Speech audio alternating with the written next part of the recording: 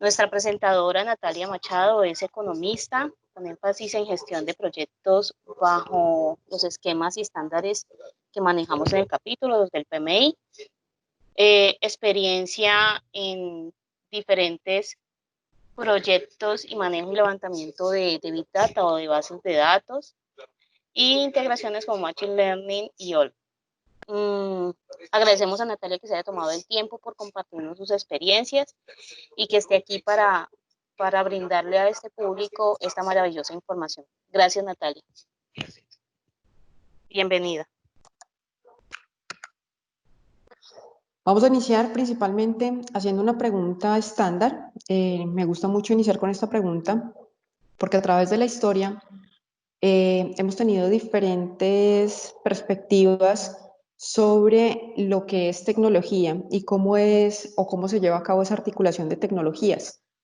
Antes, en diferentes circunstancias y a través de la historia, especialmente de Hollywood, tenemos diferentes acercamientos, como por ejemplo Terminator, como por ejemplo mucho más actualizado Iron Man, pero yo sí quisiera tener muy claro el concepto de cyborg. Una cosa es lo que nos vende con la perspectiva general que tenemos sobre lo que es un cyborg y otra cosa es lo que realmente es. Principalmente un cyborg es una criatura compuesta por una parte orgánica y una parte tecnológica, ¿cierto? Y esa parte tecnológica está encaminada a mejorar sus capacidades orgánicas, ¿cierto? Nos hace o nos posibilita aumentar las potencialidades humanas. Yo les voy a presentar en este momento el cyborg más grande que hay, el mejor ejemplo que hay de este tipo de tecnología, y esa persona somos nosotros mismos. Cada uno de nosotros en nuestro quehacer diario ha integrado varias tecnologías, principalmente un smartphone, un smartwatch, un computador. Cada vez tenemos más sensores en nuestro cuerpo. Hay personas también que tienen marcapasos, hay personas que tienen gafas inteligentes y eso nos hace en este momento la mejor ejemplificación del cyborg. Más adelante, pues las personas que trabajen con prótesis y este tipo de artículos van a ser aún más relevantes y más cercanas a la idea que tenemos de lo que puede llegar a ser un cyborg. Vamos ahí, ¿están viendo lenta la presentación o está todo en orden? Todo en orden, Natalia. Gracias. Bueno, ahora vamos a proseguir con lo que es tecnologías emergentes. ¿Qué son y cómo se van a articular en esta ponencia? Principalmente para tener un acercamiento mucho más fácil y mucho más, digamos, mucho más maleable y mucho más fácil de entender para las personas que no están vinculadas con el manejo de tecnologías. En este caso lo vamos a dividir entre software y hardware. Los ingenieros de sistemas me disculpan, muchas cosas en las que voy a encaminar que es software tienen obviamente una parte de hardware y viceversa, pero este es un esquema que he creado para que sea mucho más fácil entenderlo en la articulación de proyectos, especialmente para poder entender cómo podemos buscar alternativas o mecanismos en nuestras diferentes industrias a través de la gestión de proyectos para poder potencializar pues, nuestra actividad económica y sobre todo buscar alternativas de desarrollo en una situación como la que estamos en este momento, en este plan de contingencia. Vamos a hablar de hardware inicialmente. El hardware lo vamos a encaminar en esta presentación como las herramientas de uso cotidiano. Estas herramientas principalmente las vamos a mostrar como tecnologías tangibles. ¿A qué me refiero a tecnologías tangibles? A máquinas que tengamos en unas fábricas, a tablets que tengamos de acceso rápido. Hola. Aló. Escucho a alguien. ¿Podría silenciar el micrófono, por favor?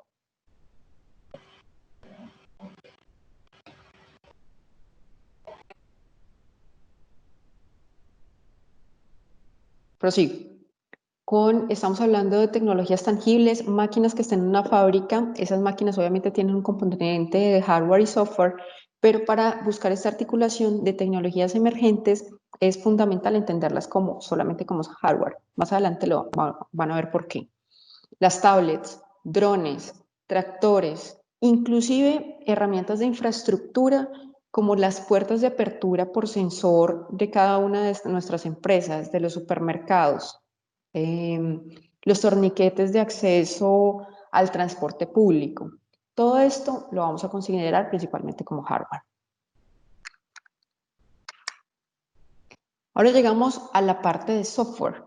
En el software vamos a encaminarlo y lo vamos a mostrar para mejor entendimiento, como todas las habilidades que podamos tener en equipo humano o de valor agregado. ¿A qué me refiero como equipo humano de valor agregado? Análisis de datos, a la creación de bases de datos, a machine learning o al aprendizaje de máquinas, poder crear robots para labores simples, como por ejemplo leer un documento y traspasarlo al software que utilicemos en nuestra empresa. Crear un robot pues para exclusivamente eso, un papel físico. IoT o Internet de las cosas, los sensores que se utilizan en tierra, inclusive ese Internet de las cosas tiene mucho que ver con con nuestros teléfonos inteligentes, con los medidores de clima que hay articulados a nivel nacional.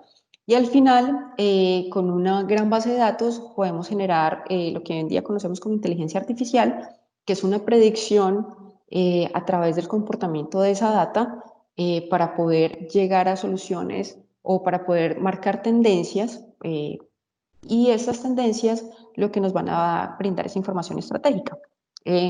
A grosso modo, por ejemplo, lo que puede llegar a ser la variación de precios en la propiedad raíz en Colombia.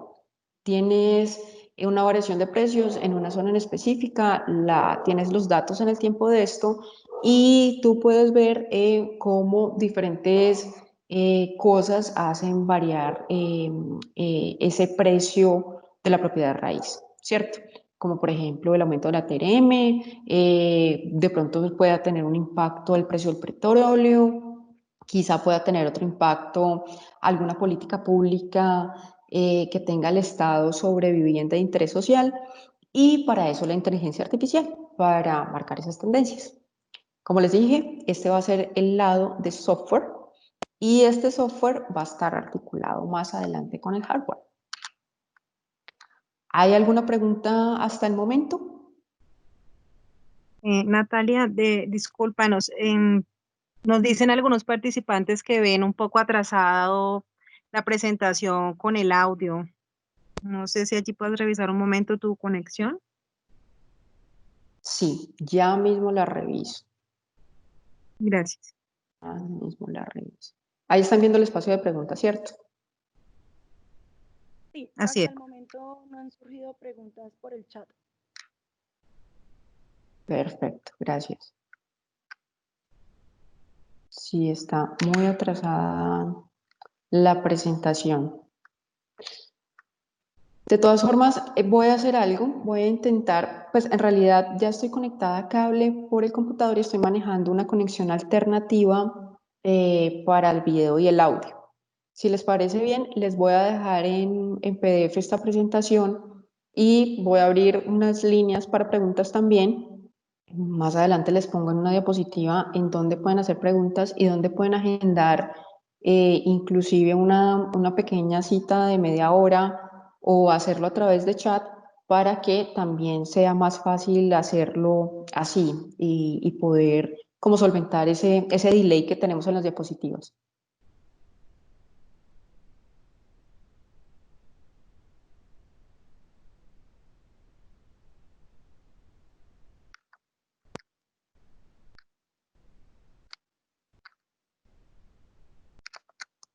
Voy a proseguir, ya que no tenemos preguntas, pero recuerden que voy a intentar anticiparme a las diapositivas antes de la parte del audio y les voy a dejar la presentación. Por si llegan a surgir dudas posteriores, entonces lo que vamos a hacer es resolver las dudas a través de un canal de información que tengo en la página web de mi empresa. ¿Estamos de acuerdo?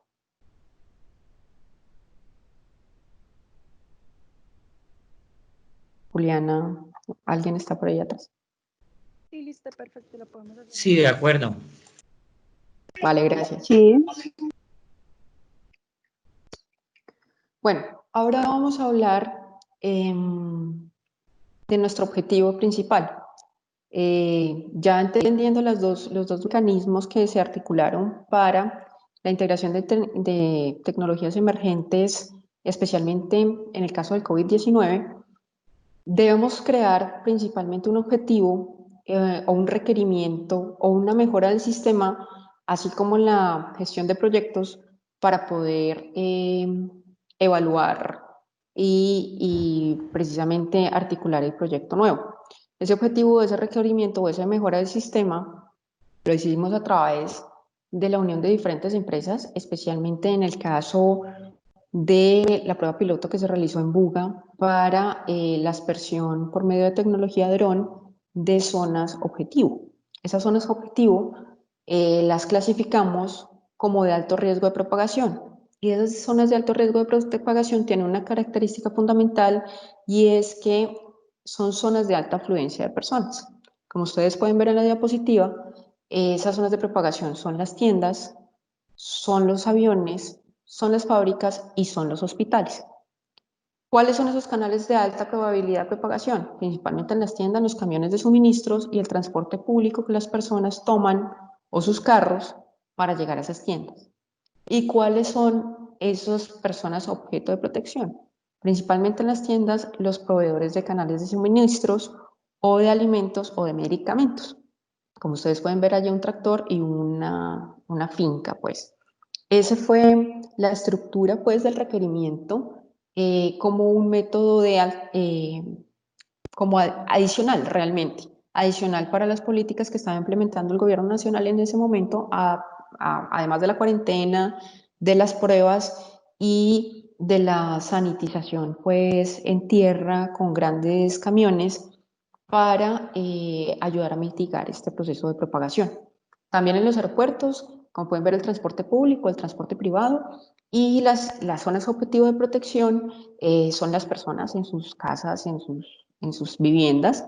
Al igual que las empresas, estas empresas son las empresas que siguen operando en este momento, las de necesidades básicas, que ahora en la próxima semana o en 2 semanas ya se empiezan a reactivar otras empresas, pero principalmente son estas y también los mecanismos de transporte como buses o camiones de carga o el transporte público. Y en este momento las zonas de protección objetivo son las tiendas y las familias en sus casas, en sus apartamentos. En los hospitales es exactamente lo mismo. La idea es sanitizar el hospital y proteger también esos canales de propagación para proteger a las viviendas de las personas. Todo esto lo buscamos, hicimos un análisis de riesgos de propagación y así fue que articulamos el requerimiento para poder articular el proyecto y así mantener e integrar las tecnologías de software y de hardware. Como ustedes pueden ver allí abajo está la información de una empresa, esa es mi empresa.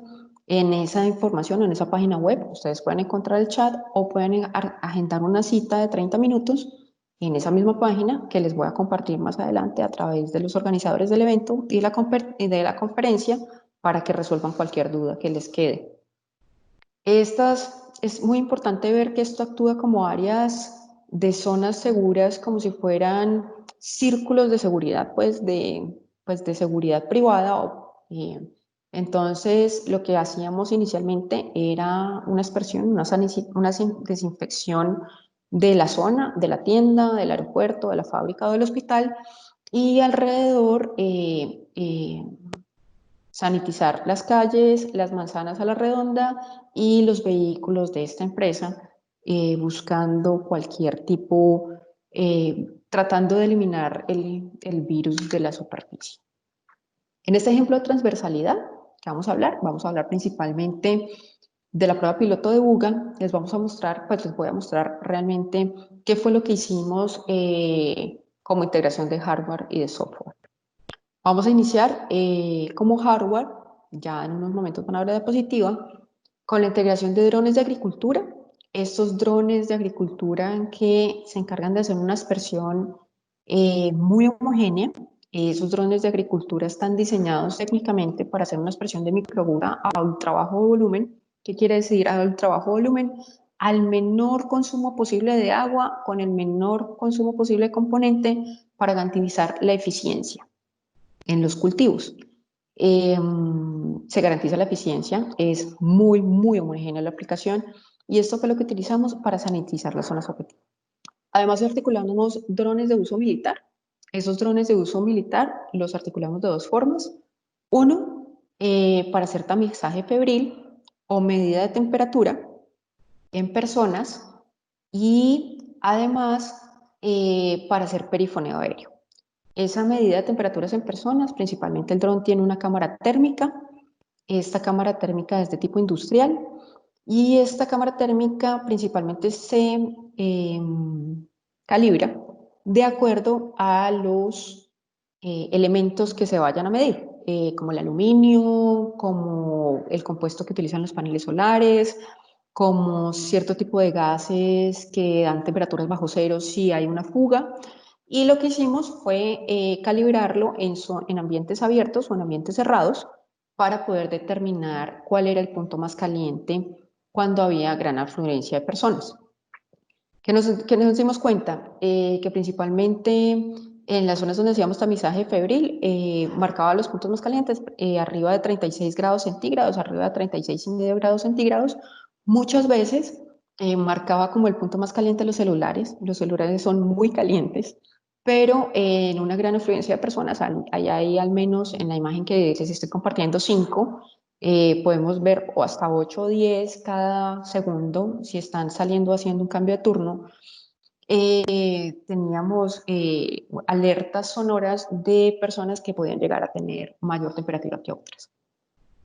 También articulamos drones de levantamiento topográfico con el objetivo de hacer los planes y rutas de aspersión, saber cuántos elementos, cuánto material, qué logística vamos a utilizar para hacer las aspersiones en las zonas, para hacer perifoneo antes, para que las personas no estuvieran en la calle, no porque los componentes fueran dañinos, sino porque es muy importante en la evaluación de riesgos también de la ejecución del proyecto y de los equipos, evitar que hayan mascotas porque se pueden botar a los drones, a cazarlos, evitar que los niños también lancen piedras o traten de cazar los drones, nos pasó varias veces.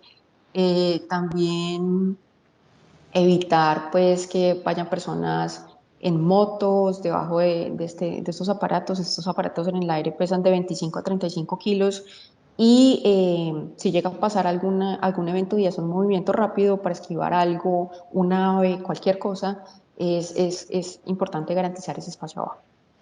Ahora, ya después de que entendieron qué hace cada uno de los drones, también encontramos como hardware los portátiles que se usan para poder leer las imágenes, que se usan para poder tener conectividad, los carros para llevarlos, los smartphones de cada uno, porque con estos smartphones varios de los drones se pueden operar, y radioteléfonos. Los radioteléfonos son una gran herramienta y las señales de radio son una gran herramienta para llevar información de la forma más fácil posible a regiones muy apartadas y que tengan la costumbre de articular este tipo de tecnología para hacer una réplica correcta. Por el lado del software, tenemos este tipo de valores agregados muy especializados, especialmente para esta prueba piloto, pero hay que verlos. El análisis GIS, que es el análisis geoespacial de imágenes, ese análisis lo articulamos también con los levantamientos topográficos, un modelo logarítmico de predicción de expansión del COVID, que fue utilizado también para articular las zonas seguras y las zonas en donde íbamos a operar, y el análisis de la información del impacto de la prevención. ¿Cómo se hizo ese análisis de la información del impacto? Y específicamente, ¿por qué lo hicimos en la ciudad de Buga? Porque en Buga se presentó solo un caso, pero no hubo una expansión completa sin que se generara trazabilidad. Era el momento de hacer un plan de prevención, no un plan de mitigación, y por eso buscamos hacerlo allí porque más adelante se podía medir lo que habíamos hecho a partir de la sanitización de las zonas con la propagación sin tener trazabilidad. ¿A qué me refiero? Si una persona se llega a infectar sin tener trazabilidad, muy probablemente el virus se propagó a través de superficies o de algún mecanismo diferente a tener contacto con una persona que haya viajado al exterior o que haya tenido contacto con una persona que tuviera COVID previamente. Por eso logramos instalar pues, ese tipo de medida en esta ciudad porque estábamos en la fase de prevención. Ahora voy a seguir a otra fase de preguntas. No sé si hayan dejado alguna pregunta en el chat hasta ahora.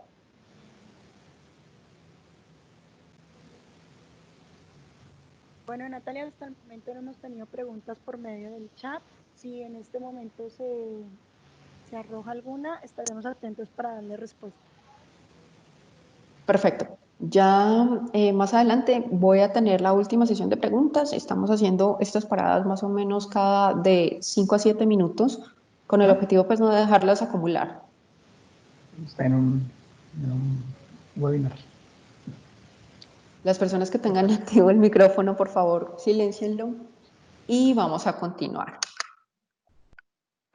Ahora lo que vamos a hablar de más adelante es cómo integramos nosotros o cuál es nuestro conocimiento para poder hacer este tipo de análisis o este tipo de adecuación de las tecnologías emergentes para un tema en específico, como en este caso, en el ejemplo que tuvimos, fue en la prueba piloto que se realizó en Buga.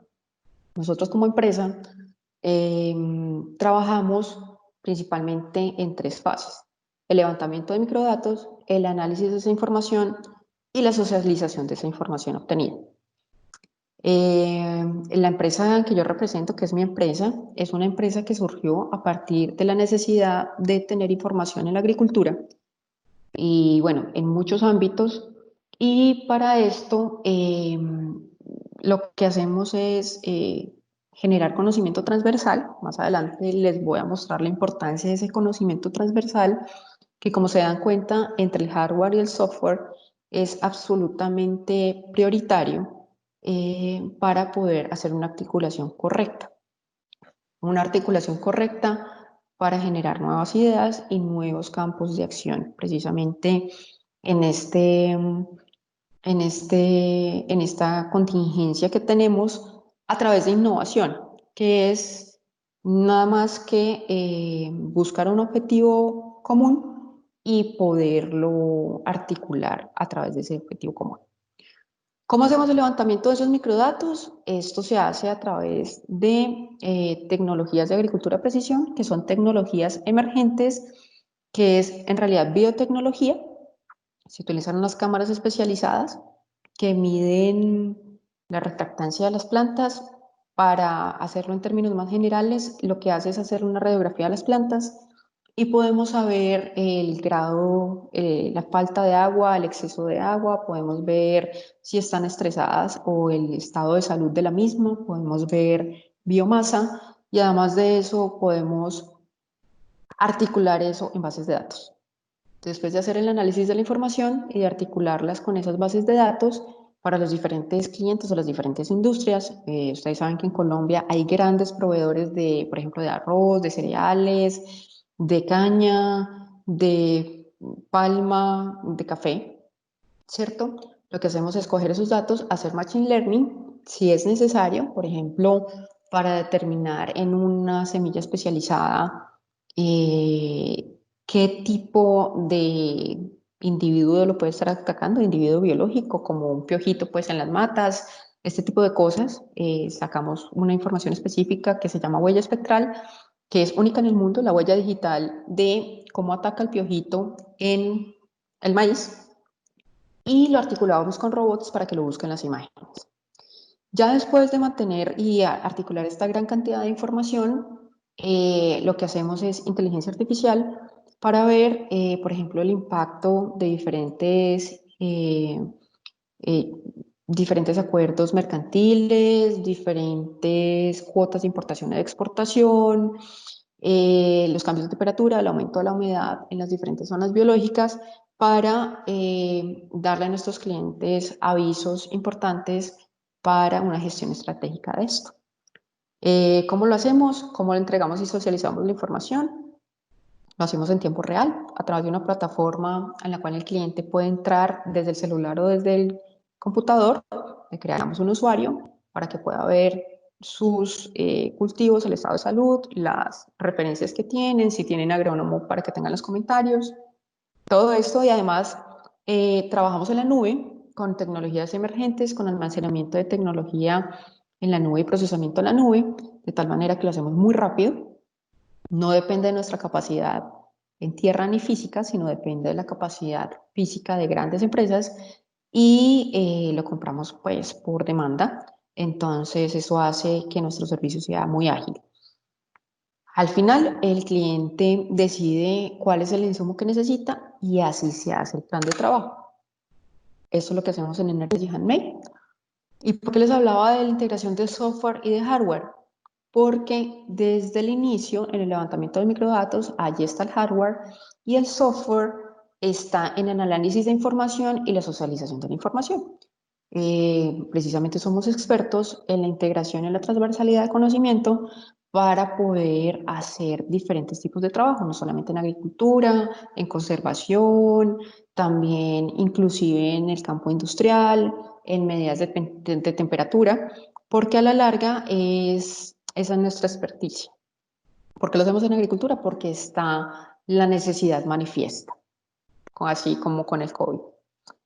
Ahora, más adelante vamos a hablar principalmente de que por qué es tan importante y qué es Energy Handmade para la transversalidad de conocimiento. Allí no solamente entendemos esta parte de hardware como el levantamiento de información de calidad, la biología y la climatología de cada una de las zonas, porque Colombia es muy diversa en estas cosas, alertas tempranas y en especies objetivo, especialmente aterrizado a la agricultura, y la escalabilidad del acceso a la información. Todo esto lo vemos como hardware, ¿cierto? Toda esta información es estar en la zona, ese levantamiento de información de calidad, ya les dije, lo hacemos con unas cámaras, la biología y la climatología de investigación, también los hacemos con sensores en tierra, y pues articulándolo a través de otras tecnologías que tengan nuestros clientes. Las alertas tempranas y las especies objetivo las hacemos también con un análisis previo de la zona, y la escalabilidad del acceso a la información, como les dije, lo hacemos en línea, que al fin y al cabo es hardware. Ya lo que nosotros aportamos como software es el entendimiento del entorno, que lo hacemos con profesionales, con biólogos principalmente y con ingenieros agrónomos, la estructuración de bases de datos, que lo hacemos con data analysts, o también lo podemos hacer con economistas. Machine learning del agro, lo hacemos a través de diferentes robots o con empresas que diseñen este tipo de robots, o inclusive lo podemos hacer nosotros fácilmente para hacerlo también sobre la nube. Lo estamos articulando realmente sobre dos plataformas. No nos casamos con plataformas porque unas pueden ser mucho más útiles que otras en diferentes aspectos, y es importante redundar. Redundar en la data es fundamental para no tener ninguna pérdida. Este Machine Learning de Agro lo podemos hacer en plataformas de Google o de AWS, que es Amazon Web Services. Y el acceso en tiempo real también lo articulamos a través de estos, y principalmente buscamos que el cliente tenga la gobernanza y la seguridad de su información, que es fundamental. La información es del cliente, y lo que nosotros podemos hacer a la larga en inteligencia artificial con esa información va a ser consensuado con el cliente. Porque esos procesos diferenciados y esa escalabilidad y esa transversalidad del conocimiento generan valor agregado y nos permiten seguir operando, especialmente en una contingencia como esta. Realmente en Colombia y en el mundo este tipo de tecnología se está implementando. Básicamente las empresas lo están haciendo en la parte de hardware, pero cada vez se están aproximando más a la parte de software porque la información levantada, pues el valor de la información es muy grande. Nosotros, a través del desarrollo que hemos tenido en esta integración, buscamos es ahorrar dinero y aumentar la eficiencia y la eficacia de lo que hacemos. Entonces, por ejemplo, en el levantamiento de la información, tenemos un ahorro de más del 40% y que para la frontera agrícola en Colombia es de alrededor de $1,500,000. En el procesamiento tenemos un ahorro casi del 70% al hacerlo por demanda, al hacerlo a través de la articulación de tecnologías en la nube, que son más o menos $74,500. En el Internet de las Cosas también tenemos un ahorro del 38% porque lo que hacemos es utilizar una herramienta que puede ser para grandes extensiones de terreno y pues con una capacidad de vuelo muy grandes. Y en Machine Learning tenemos un ahorro del 84%. ¿Por qué? Porque en el agro no se implementan estas cosas. Y allí es donde está la ventaja. Con la integración de tecnologías 4.0 en Colombia, al no tener un agro o una tecnificación muy grande a nivel 3.0, que es maquinaria principalmente, Colombia puede pegar un gran salto a la industria 4.0 sin necesidad de desvincular grandes inversiones. Todo lo contrario, esas grandes inversiones se pueden articular para obtener mejor información y mayor eficiencia con la integración de estas tecnologías emergentes. Es decir, que la integración de estas tecnologías emergentes nos sirven para generar nuevos espacios de ganancia en nuestras empresas, ¿cierto? Articulándolo de la forma correcta a través de hardware y de software, nos permite disminuir los costos de la información, nos permite generar trazabilidad y principalmente en una contingencia como la que tenemos en el COVID-19, nos permite reactivar nuestros negocios. Un ejemplo básico como esto es lo que se está articulando con las tiendas pequeñas para la venta a domicilio, que se puede hacer a través de una plataforma. Para ampliarlo y dar un ejemplo con el Rapifavor, que va a un lugar donde le digas, recoge lo que necesitas y lo lleva hasta tu casa, ¿cierto? Ese tipo de integración de tecnologías emergentes, como son las apps y el e-commerce, funcionan mucho para la articulación de nuestros negocios.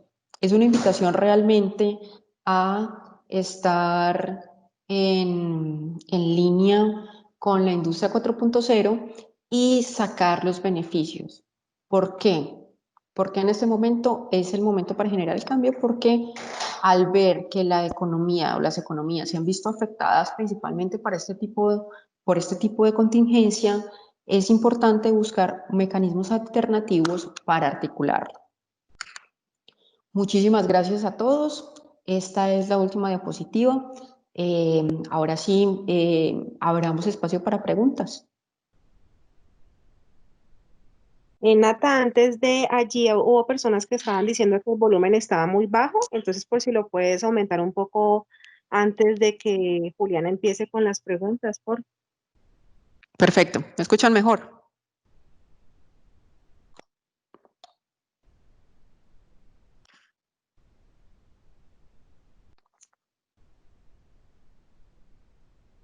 Sí, que ya se escucha mejor. Entonces, Juliana, porfa, iniciemos con las preguntas. Bueno, de las primeras preguntas que nos llegaron, Mauricio nos menciona, se han tomado en cuenta el uso de perros por medio de olores para identificar personas contagiadas? Es posible hacerlo, pero toma mucho tiempo entrenarlo. Y resulta que no es tan fácil determinarlo. ¿Por qué? Como el COVID-19 es una variación del SARS-9, muchas gripas normales están dentro de la variación del COVID-19.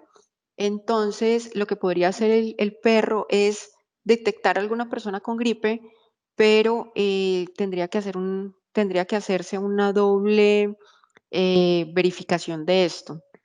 El problema de eso es que entrenar a los perros es ponerlos en exposición al virus y por ende que puedan ser transmisores no por el simple hecho de ser perros, sino porque en el pelo o en alguna de las superficies del animal se pueda pegar el virus. O también en la persona que lo está entrenando. Entonces es también un poco riesgoso para el equipo.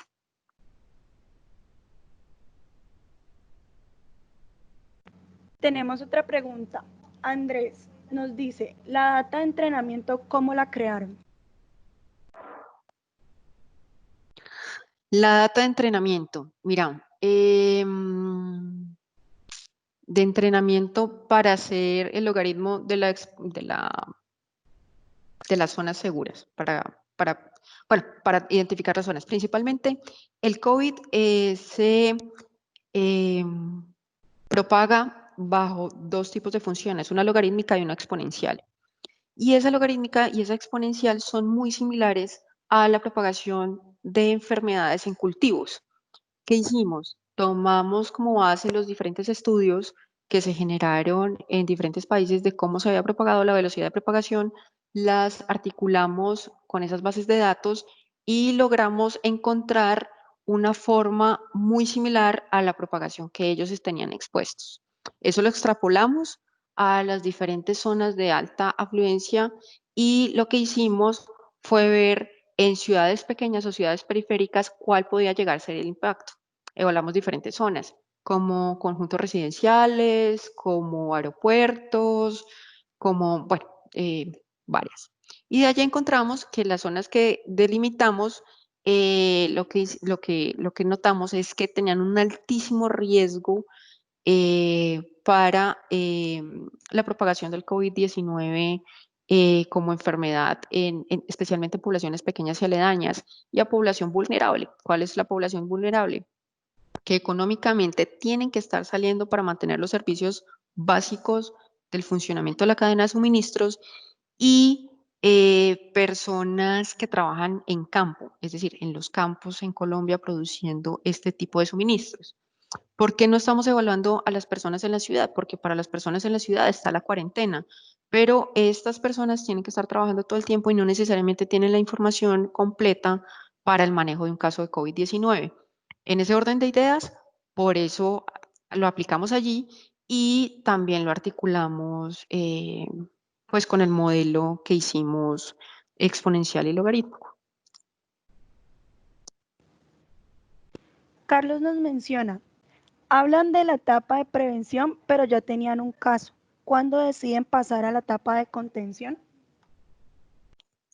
Mira, la etapa de contención es cuando se presentan casos sin trazabilidad. Es decir, lo que está pasando en Bogotá, lo que está pasando en Cali, lo que está pasando en las grandes ciudades del país. En ese momento, cuando se entra en la etapa de contención o de mitigación, es cuando no hay trazabilidad de los casos. En Buga, en este momento, con los casos que han habido, que en este momento creo que están entre 7 y 9, no estoy muy segura, todavía tienen trazabilidad de los casos. Es decir, son personas que han ido al exterior, que han presentado síntomas, que han estado en contacto con un paciente con COVID-19. No han llegado a la etapa de mitigación y no se ha presentado ningún caso que no tenga trazabilidad, como en otras ciudades. En la etapa de mitigación es igual de importante, específicamente en empresas y en zonas de alta afluencia de personas, como por ejemplo, en transporte público, en las cabinas de transporte público, entre los buses, en los supermercados, en las grandes cadenas, a las entradas, a las salidas. Estas zonas son de principal cuidado para la mitigación, ahora sí, en otras ciudades, para la mitigación del COVID.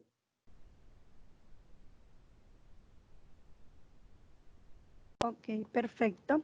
Mauricio nos pregunta, ¿cómo se maneja el tema de privacidad de la población desde el punto de vista legal? Mira, la data y la información que nosotros llegamos a recolectar sobre personas que tuvieran temperatura estaba completamente criptada y se le entregaba a la Secretaría de Salud Territorial, en el caso de UGA, porque estamos en espacios públicos. No era una forma ¿cómo decirlo? Como invasiva para avisarle a las personas.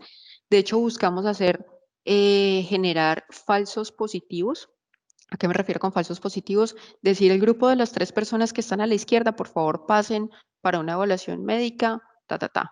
Puede que de esas personas ninguna tuviera temperatura, pero también es un ejercicio psicológico para que las personas no se vean afectadas por tener o no temperatura con sus compañeros de trabajo. Esa es una manera.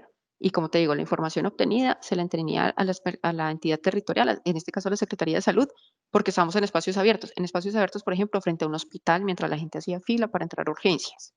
En el caso de un espacio público, en las plazas de mercado, o las personas que estaban en la terminal de transporte de UGA. En el caso de ser empresas, se hace exactamente lo mismo y se hace un manejo absolutamente un manejo realmente sin decir el nombre de la persona, simplemente se habla de características físicas.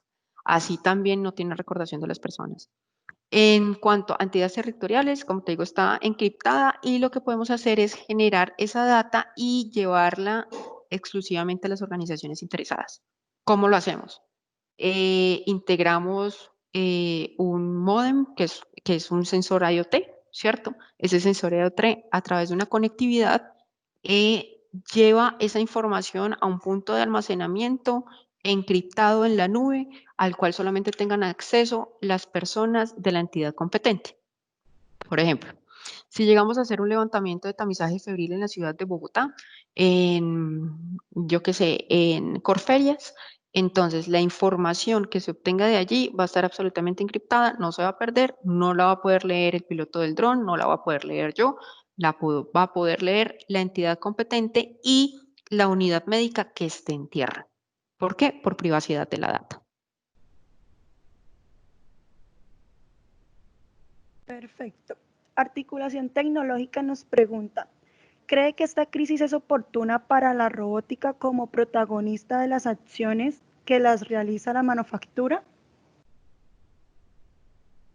Yo creo que es una gran oportunidad. Y no, mira, no solamente para la robótica, yo creo que es una oportunidad para replantearnos como individuos. ¿Por qué? Porque el hecho de estar en casa, en una cuarentena, nos obliga a replantearnos, a ver qué nos funciona como seres humanos y qué no nos funciona como seres humanos, qué es valioso bajo los términos de necesidades primarias y qué no es valioso bajo los términos de necesidades primarias. En ese orden de ideas, la robótica puede tener un gran impacto sin desconocer el valor agregado que generan los humanos. Aquí no se trata que la robótica reemplace a las personas, todo lo contrario. Los robots son el hardware y las personas son el software. Se necesitan articular para crear grandes avances de valor, que de verdad representen valor. Si nosotros lo entendemos así, es una gran oportunidad, como también es una gran oportunidad para todas estas instituciones que fomentan la información o para el desarrollo de proyectos de innovación que permitan generar esos espacios de convergencia y de transversalidad de conocimiento.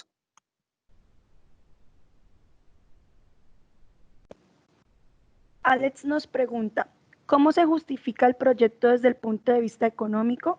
¿Qué expectativa se le da al sponsor con relación al ROI? ¿Se presenta como un solo servicio? Mira, este proyecto, bajo características económicas, principalmente fue un voluntariado. En Buga nosotros hicimos un trabajo voluntario. ¿Cómo se justifica? ¿Qué es lo que pasa? La implementación de tecnologías está hecha principalmente para garantizar eficiencia y calidad. Yo creo que es absolutamente replicable ya se está articulando para hacer réplicas en industrias. ¿Por qué en industrias? Ya les voy a decir por qué. Y es absolutamente viable. Vale la pena porque se necesita un equipo de trabajo pequeño, máximo de 5 personas, que puede viajar por todo el país para hacerlo.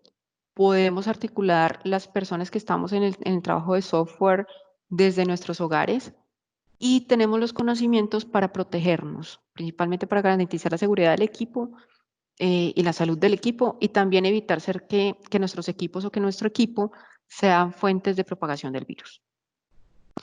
¿Por qué se articula solamente en empresas? Porque para garantizarlo a través de entidades públicas existen mecanismos mucho más baratos. No quiero decir que sean deficientes en la sanitización, pero sí, lo que sí quiero decir es que les toma más tiempo. Es decir, los dos pueden tener el mismo impacto pueden tener el mismo impacto para desinfectar la zona, pero si yo recorro 28.000 metros cuadrados con un dron, lo haría al menos en 1 hora. Si una persona recorre 28.000 metros cuadrados, se demora 3 días, especialmente haciendo una sanitización con nebulización o con aspersión, ¿cierto? En otro orden de ideas, también el uso de agua no es el mismo. Con un dron se puede hacer con 10 litros, 1.000 metros cuadrados, 10 litros aspersados uniformemente que garanticen la desinfección o no microgota con una distancia específica en 10.000 metros cuadrados, son 10 litros, ¿cierto?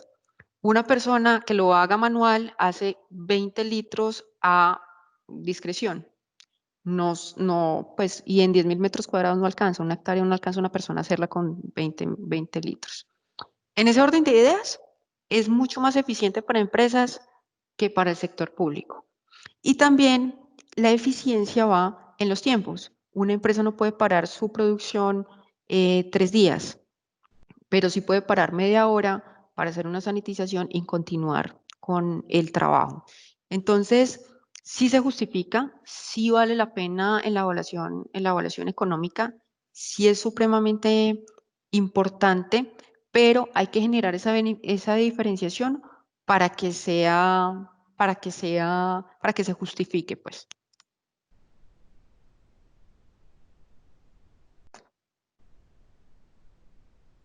Ok, vamos a leer 3 preguntas más para ya darte espacio.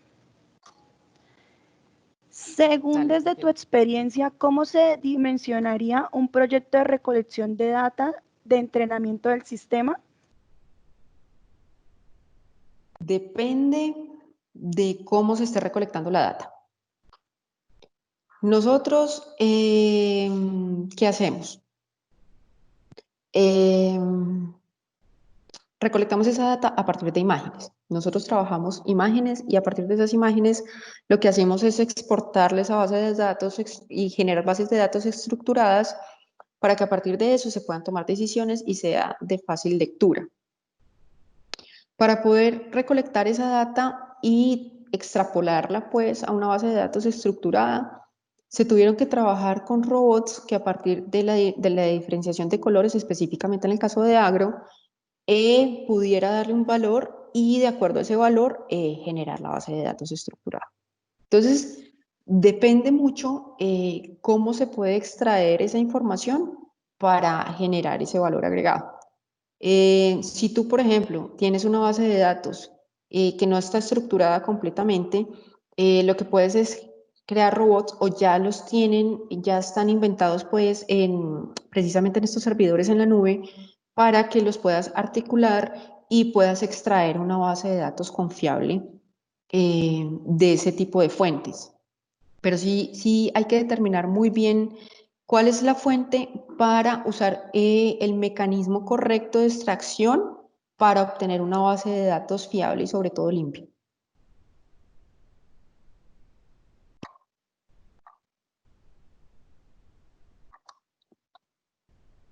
Ok. Felipe nos pregunta, ¿cómo podríamos adaptar este tipo de tecnologías al sistema educativo?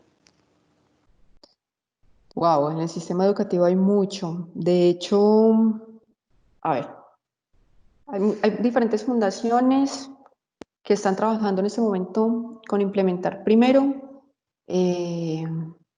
materias de robótica y materias que sensibilizan a los niños con análisis de data y de programación. Es supremamente importante en el ámbito educativo hablar de ciencias exactas, pero también empezar a mostrar cómo se articulan esas nuevas tecnologías a través de esas ciencias exactas, ¿cierto? Las tecnologías y las nuevas formas de educación que hay en el momento están transgrediendo un poco el sistema educativo tradicional, porque para poder trabajar en estas industrias no necesariamente tienes que tener un título académico formal. Eso es importante aclararlo. Existen diferentes tipos de certificados, como por ejemplo analista de data para la plataforma Google o programador para las plataformas iOS, que son certificados entregados por la misma empresa. Y para poder llegar a esto y para que se puedan articular realmente toda esta parte de hardware y de software, hay que empezar una sensibilización temprana. Eso por un lado. Y por el otro lado, entender que ya los requerimientos académicos para que alguien pueda operar en este tipo de industrias son diferentes. Los diferentes tipos de educación son diferentes. En ese orden de ideas, ya las tecnologías están muy avanzadas. Hay plataformas como Coursera que ya llevan muchos años, edX que lleva muchos años, Udemy que también lleva muchos años.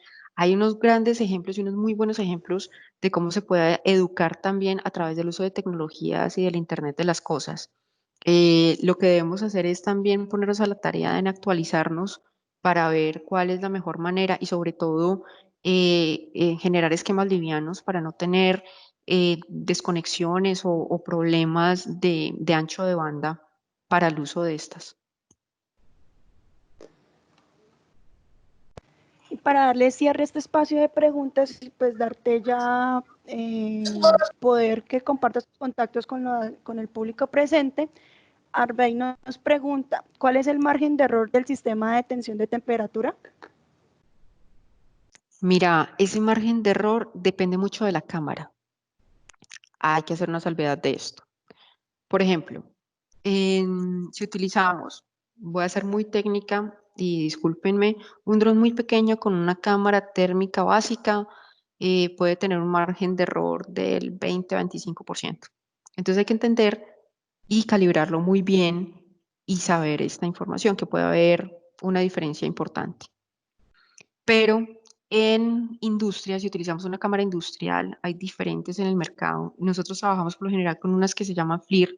Estas cámaras detectan la temperatura de un gas en el aire, que realmente eso las hace muy precisas. El margen de error está por menos del 95, pues, por menos del 5%. Realmente son demasiado especializadas y demasiado buenas. Pero también tiene que ver mucho con el sensor que se utilice. Yo por ahora entonces les agradezco nuevamente el espacio, les agradezco muchísimo el interés. Quedo supremamente pendiente si tienen alguna otra duda. No duden en contactarme tampoco, es súper fácil, para eso están las tecnologías y va a ser la respuesta más pronto posible. Muchísimas gracias.